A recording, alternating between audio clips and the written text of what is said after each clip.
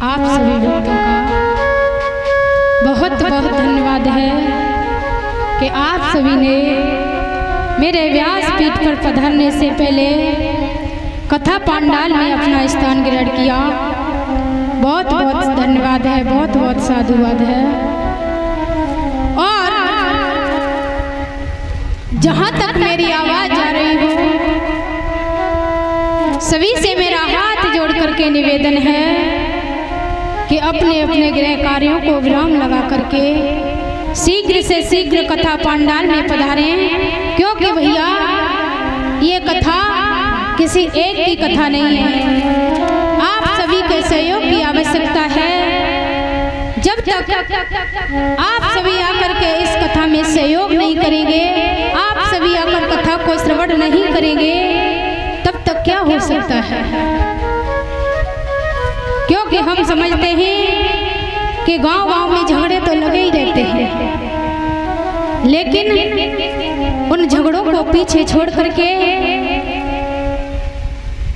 और सभी भक्तों से निवेदन है कि कथा पांडाल में आने का कष्ट करें, क्योंकि जब तक है जिंदगी फुर्सत न होगी काम से, और कुछ इसमें से वक्त निकालो और भजन कर लो भगवान से। जिंदगी है तब तक कार्य लगा ही रहेगा, क्योंकि आज तक कार्य किसी का पीछा नहीं छोड़ता। काम क्रोध मद लोभ ये कभी किसी का पीछा नहीं छोड़ते। इनसे हट करके थोड़ा उच्च सोचो तो आपका जीवन सार्थक हो जाएगा, और यदि आप इन्हीं में फंसे रहे तो आपका जीवन बेकार चला जाएगा। क्योंकि भैया झगड़े करवाने वाले बहुत होते हैं, लेकिन सामने आने वाले बहुत कम होते हैं। कहने के लिए आपके अंदर इतना झगड़ा करवाने के लिए इतनी उल्टी सीधी बातें भर देंगे कि आप झगड़ा करने के लिए मजबूर हो जाएंगे, लेकिन जब अंत समय आएगा तो आप अकेले खड़े रह जाओगे और जो झगड़ा करवाने वाले थे सभी भाग जाएंगे।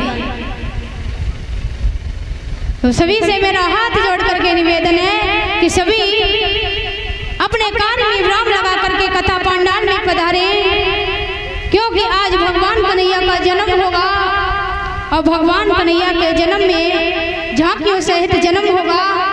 और सभी से निवेदन है कि कथा पांडाल में आए और कथा को श्रवण करके आनंद प्राप्त करें, क्योंकि भैया ये काम काज तो जिंदगी भर लगा रहता है। और मैंने ज्यादातर देखा है कि धोखा देने वाले अपने ही खास होते हैं। वही बात आपसे कह दिया करके और वही बात किसी दूसरे से जाकर के कह देंगे। घर में सास बहू में झगड़ा कब होता है? जब तीसरा व्यक्ति उस घर में घुस जाता है, और कोई गैर नहीं होता, वो घर का ही कोई होता है। घर में नंद भाभी में कब नहीं बनती? जब तीसरा व्यक्ति उसमें बीच में आ जाता है। क्योंकि भाभी से जाकर कुछ कहा और इधर नंद से जाकर के कुछ और कह दिया। अब दोनों में झगड़ा शुरू हुआ। जब झगड़ा शुरू हुआ तो अब तीसरे कहीं नहीं दिखाई दे रहे, क्योंकि दे मड़ी में आए बाबा दूर हुए बेटा भाई, अब तुम लड़ती रहो। लेकिन वो भी ये नहीं समझती कि ये कुछ कह करके गया है तो हम पहले अपनी भाभी को पूछ ले। भाभी ये नहीं समझती कि यदि ये कुछ कह के गया है तो मैं भी जाके अपनी नंद से पूछ लूं कि ऐसी बात थी या नहीं। ये भैया अंधविश्वास है। आप उन पर विश्वास कर लेती हैं जो आपके गैर होते हैं, और आप अपनों पर विश्वास नहीं करती जो आपके अपने हैं। जब आप ऐसा नहीं करती तो उस घर में कलह अवश्य होनी है। उस घर में झगड़ा अवश्य होना है। और झगड़े का सबसे मुख्य कारण आता है कि जब नंद अपनी भाभी को बहन की तरह दर्जा नहीं देते और भाभी अपनी नंद को बहन की तरह दर्जा नहीं देती। एक बात बताओ, जब कोई भाभी अपने घर होती है लड़की के रूप में तो अपनी बहन के साथ खुशी खुशी रहती है या नहीं? हाँ या ना में जवाब दे। रहती है। और जब वही शादी हो करके अपनी ससुराल में आ जाती है तो नंद से क्यों नहीं बनती? कारण क्या है? कारण ये है कि उसने ये समझ लिया कि ये तो मेरे लिए गैर है, ये तो सासू की लड़की है तो मेरी नहीं बल्कि अपनी माँ की मानेगी। लेकिन आपने उसे ठीक से पहचाना नहीं। और इधर जब भाभी आती है तो नंद भी ये सोचती है ये तो दूसरे घर से आई है, इसकी क्या इज्जत और क्या बेइज्जती। तो वो भी इस तरीका से बर्ताव करती है कि भाभी भी उससे परेशान हो जाती है। अंततः यही कारण होता है दोनों में झगड़ा होने का। मैं आप सभी से निवेदन करती हूँ माताओं, जितनी भी यहाँ सासू मैया बैठी हो, अपनी बहू को बेटी के समान मानना, और जितनी भी यहाँ बहुएं बैठी हो अपनी अपनी सासू माँ को अपनी माँ की तरह मानना। यदि आज आप अपनी कथा में आई हो तो कुछ न कुछ गांठ बांध के अवश्य ले जाना और उसे अपने जीवन में उतारना। मैं एक निवेदन करूं,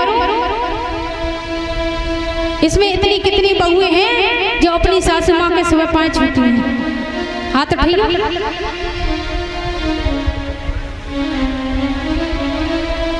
एक भी नहीं है भाई, बड़ा शर्म की बात है। एक भी नहीं है। हाथ उठा, शर्माना। हंसे और नहीं तुम ऊपर से बताओ कितने अच्छे संस्कार हैं। गलत बात है ना भैया, बहुत शर्म की बात है। इतने कितने भाई हैं जो अपने माता पिता के सुबह पैर छूते हैं? हाथ उठाएं।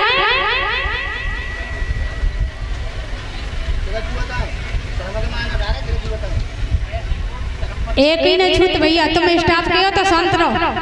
देखो ठंगे हाथ उठा, कौन कौन छूता है?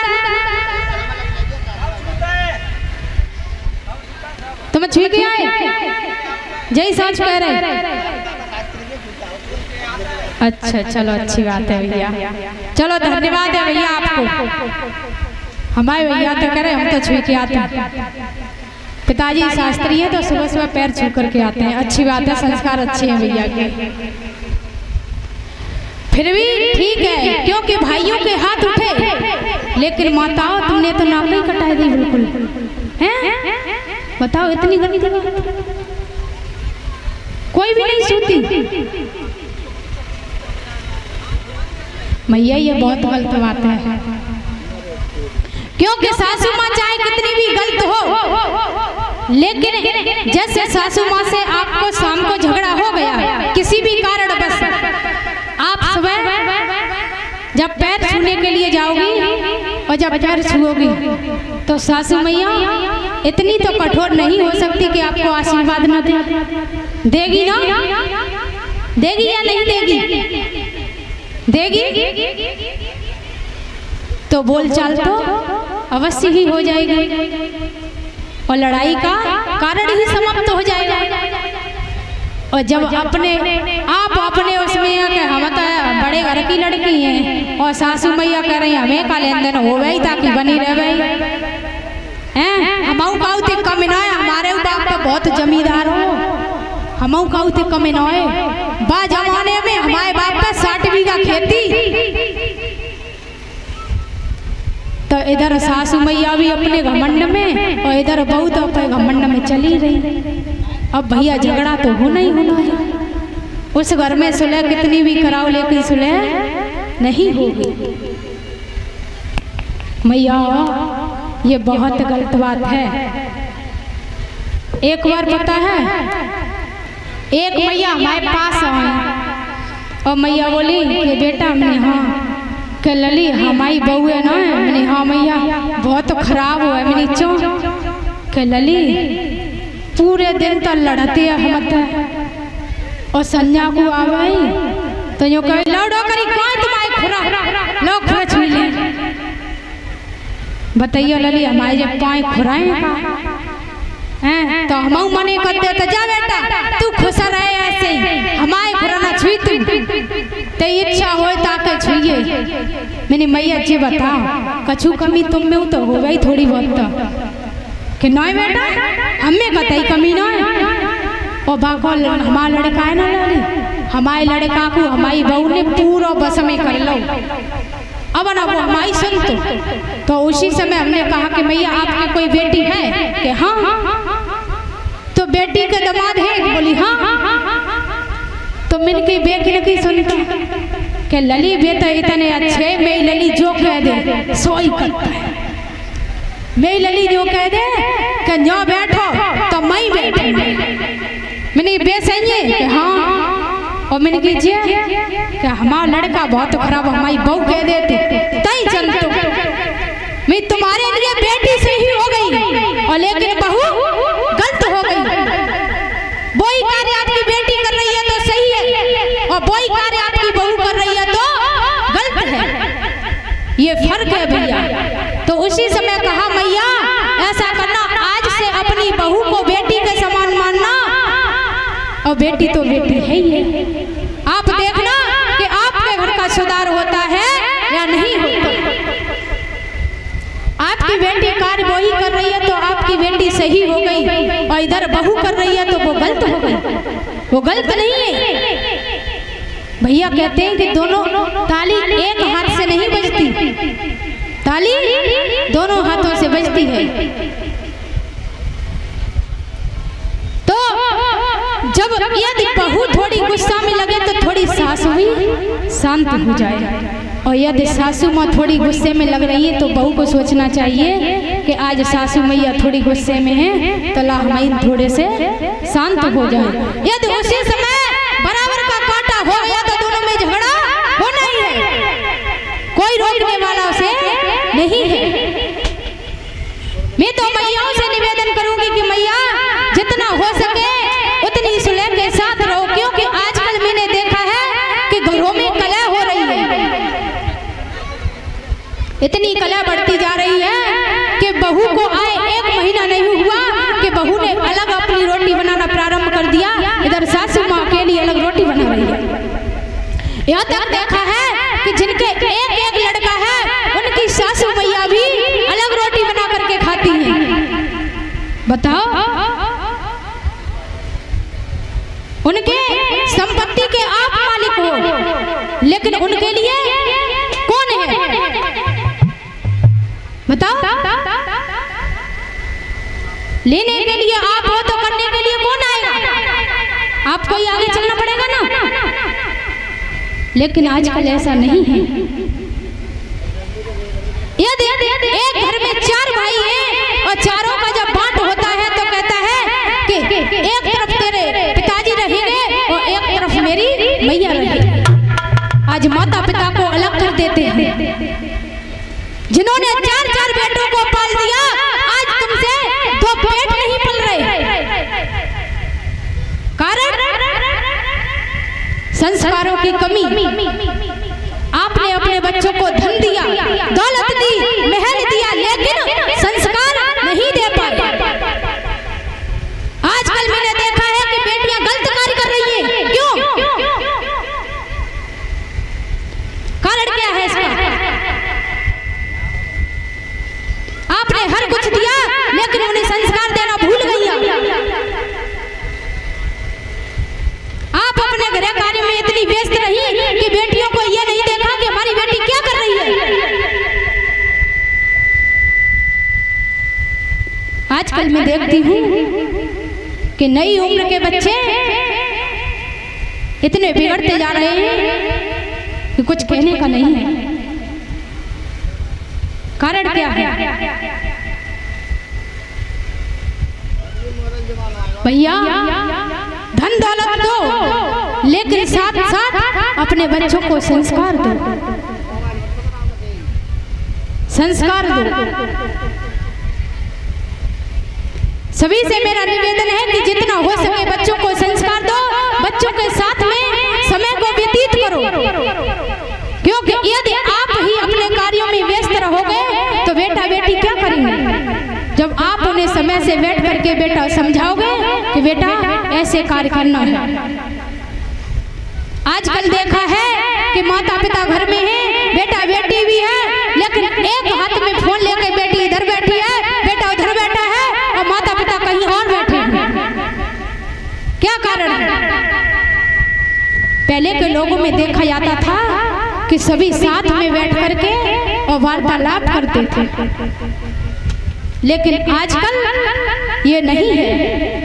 आजकल तो यदि किसी के हाथ से थोड़ी देर के लिए भी फोन छूट गया तो उसे ये लगेगा कि खाना पीना सब कुछ छूट गया। कारण क्या है?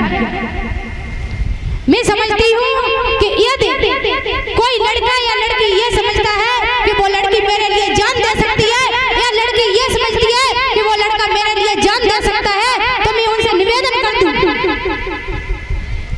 कि जिस माता पिता ने उस बेटी को इतने प्रेम से पाला, इतने प्रेम से बड़ा किया, इतने अरमान सजाए, यदि वो बेटी अपने माता पिता को छोड़ करके जा सकती है तो तुम कौन सी खेत की मूली हो तो तुम्हें नहीं छोड़ेगी? तुम्हें यकीन है क्या?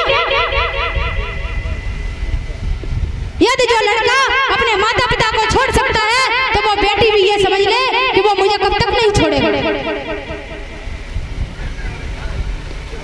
आजकल ये बहुत गलत जमाना चल रहा है।